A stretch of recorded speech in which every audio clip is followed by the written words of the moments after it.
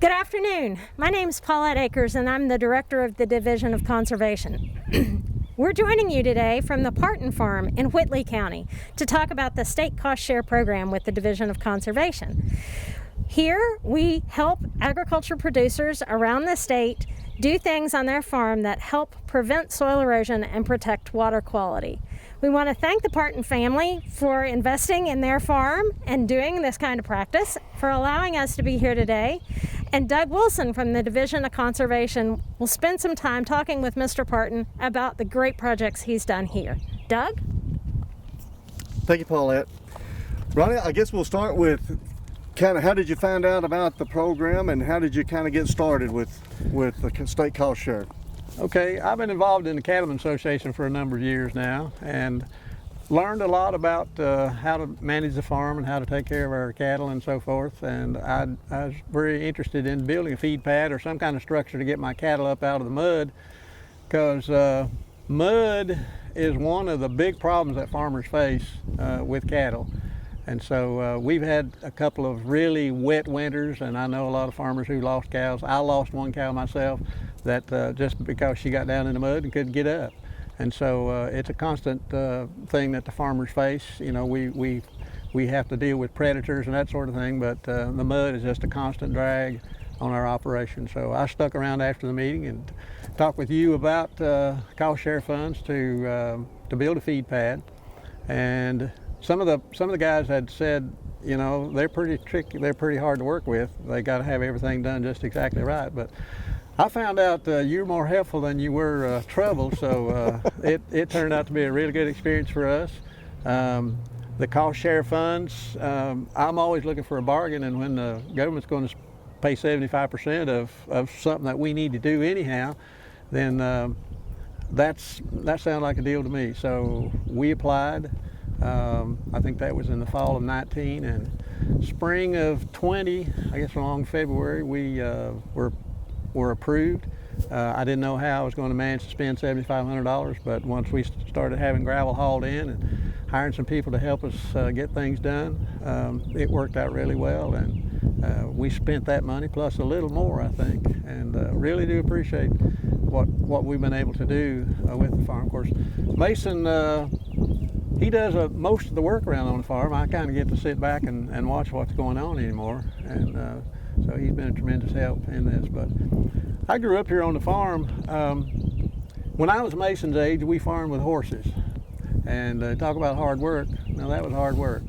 Dad bought a little tractor, and that was a significant improvement in our farming operation. We had axes and cross-cut saw back in that day too. So when we got a chainsaw, you know, you thought, man, this is the berries. This is really good. This feed pad is sort of along that same line of progression. It's one of the best improvements that we've had here on the farm. Keeps the cattle out of the mud. It keeps us out of the mud, which can be very dangerous. It keeps us from eroding the fields, the cattle, where we're having to feed them out in the fields. The trucks or the tractor hauling the hay out, all that sort of thing. It's just been a tremendous improvement for us, and we really do appreciate it. Take just a minute and kind of describe around the facilities, kind of what you've done around the water and the barn, okay, and everything you have. Well, the main important thing is that we've got the feed pad here and a fence line feeder where we don't have to get out in the fields. Even if snow on the ground or mud or whatever, we can stay on the road. We were able to put in the road coming down by the barn and come out, put the hay in the feeder, the cows come in, they can eat. We don't have to get in there and mess with it at all. We don't have to constantly pick up a feeder and take it and put it over top of the row. We kind of had it divided where we could put the cows on one side and some feeder calves on the other.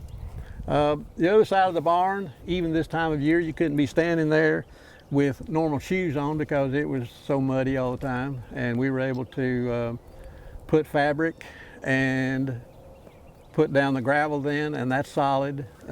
We had a little water station over by the other barn, and the calves were up to their knees in mud trying to get in there. I actually put cross ties in there so they could stand up on it and get water, but since we caught it dry back in the fall and cleared all that mud out, put down fabric and put down stone, and we've had a fairly wet winter this winter too, but it's still solid as a rock there. So it's been a tremendous help, tremendous improvement for us. And I couldn't have done it without Mason, because he's my right hand on the farm here anymore, and he operates all the equipment.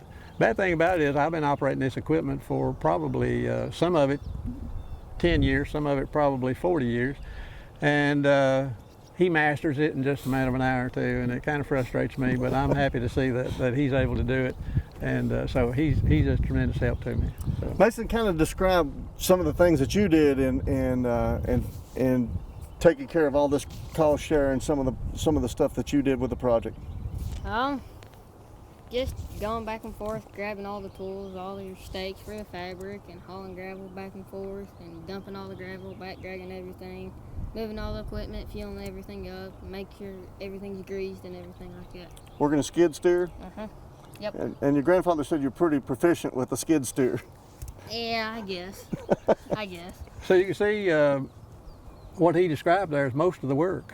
So I did some of it, but the leg work, just running back and forth and doing, man, he's just been a tremendous help to me. Oh, you were talking about working with horses and everything, and I grew up and my grandfather had a mule, but now that mule's a little different. So yeah. much different. But the tasks are still there. I was always taught when cattle are standing in mud, they're not growing. Right. And when you're having to walk in mud knee deep, trying to carry buckets and stuff, it's just dangerous. Yeah. And they can hurt you without trying to hurt you around a feeder and everything.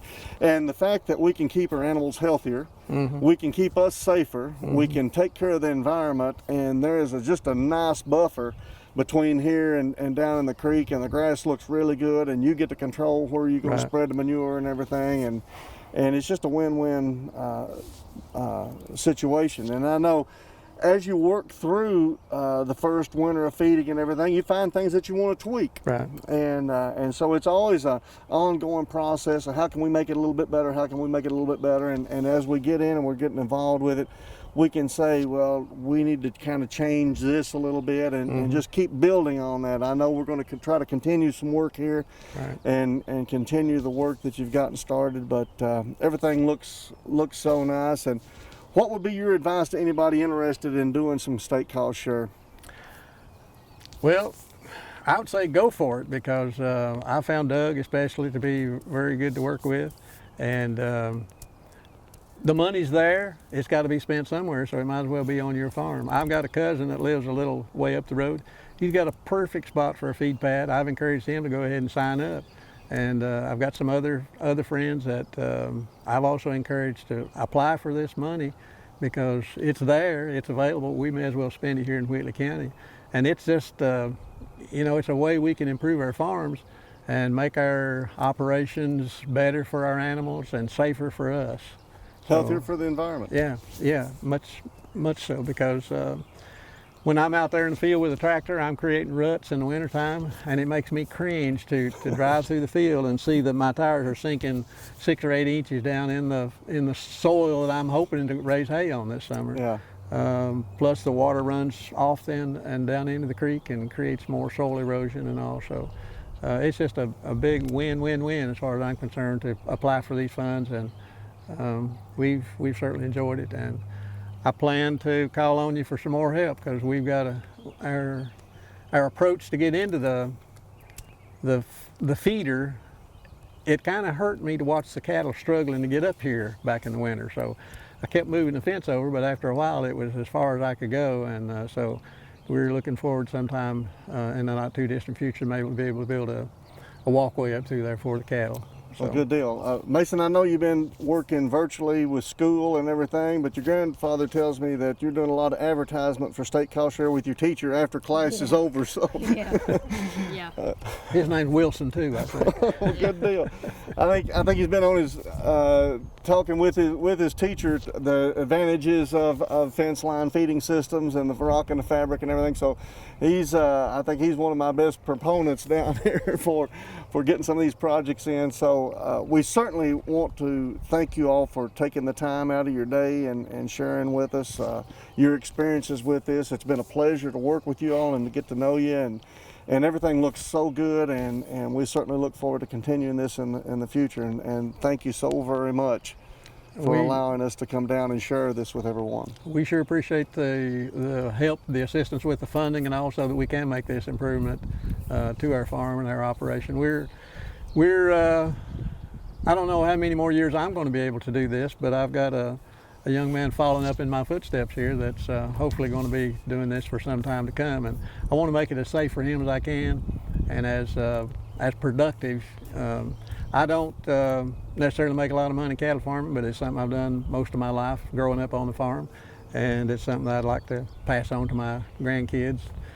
I don't think my kids are too interested in it, but my grandkids, at least I got one that's interested in it, so I'd like to leave that as a legacy for them as well. So. Well, good deal. Well, good deal. Well, on behalf of the Energy and Environment Cabinet and the Division of Conservation and our Director, Paulette Akers, certainly want to thank you all for tuning in. And for more information on state cost share, all you have to do is contact your local county conservation office, and they'll give you more information. So, on behalf of the division, I'm Doug Wilson, and thanks for tuning in.